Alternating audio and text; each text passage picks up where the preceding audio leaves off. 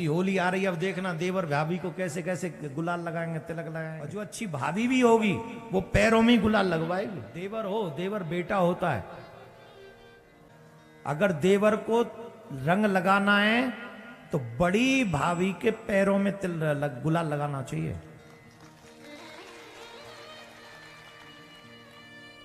जो अच्छा देवर होगा वो भाभी के चरणों में गुलाल लगाएगा, और जो अच्छी भाभी भी होगी वो पैरों में गुलाल लगवाएगी। आजकल पैरों में लगाते गुलाल, गालों पे भाभी के गुलाल लगाओगे। देवर हो, देवर बेटा होता है, लेकिन बेटे में भी और देवर में भी भेद होता है, याद रखना। देवर जवान होता है और बेटा छोटा होता है।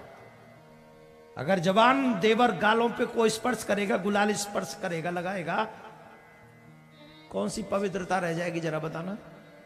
लक्ष्मण कहते हैं मैंने तो चरण निहारे हैं, देखे माता के कान नहीं। ये कब की बात है? जब सीता हरण हो गया। ध्यान से सुनना, जितने भी देवर बैठे हैं और जितनी भाभियां बैठी हैं, अगर हम मर्यादाओं का पालन नहीं करेंगे ना, आने वाली पीढ़ियां बर्बाद हो जाएंगी।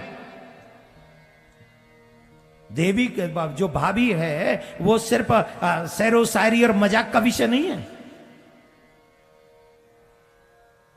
भोग पदार्थ नहीं है देवियां, जिस तरीके से आजकल प्रस्तुत किया जा रहा है। भाभी से तो मजाक करो, साली से तो मजाक करो, इससे भी मजाक, और गंदे गंदे मजाक करो। तुम अपनी बहन से मजाक नहीं कर पाओगे ना। बहन, भाभी, अन्य, ये सब सम्मान का विषय है।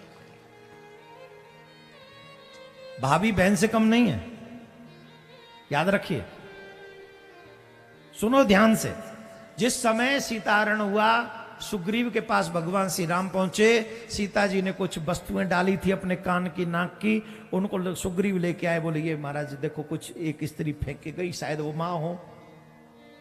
तो राम जी पहचान गए कि ये वही है। पर कंफर्म करने के लिए लक्ष्मण से कहा, लक्ष्मण देखो ये तुम्हारी भाभी मां के ही कुंडल है ना कान के, ये तुम्हारी भाभी मां के ही कुंडल है। लक्ष्मण रो पड़े, उनकी आंखों में आंसू आ गया। भगवान बोले क्यों रोते हो? बोले प्रभु मुझे क्षमा करना, मैंने आज तक मां के मुख का दर्शन नहीं किया,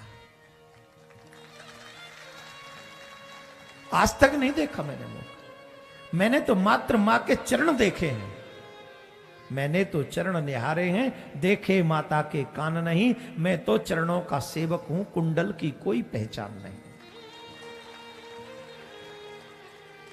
ये है भाभी देवर का संबंध, ये है। क्या बना दिया है हमने, इतनी वासना हावी हो गई हम पे, किसी को नहीं छोड़ेंगे, घर के हर रिश्ते को बर्बाद कर देंगे। अरे क्यों मर रहे हो? ये गोबर को निकालो यहां से, ये वासना का गोबर है, तमाम रिश्तों को खा जाएगा ये वासना का गोबर। मानवता मर जाएगी, नहीं बचेगी मानवता।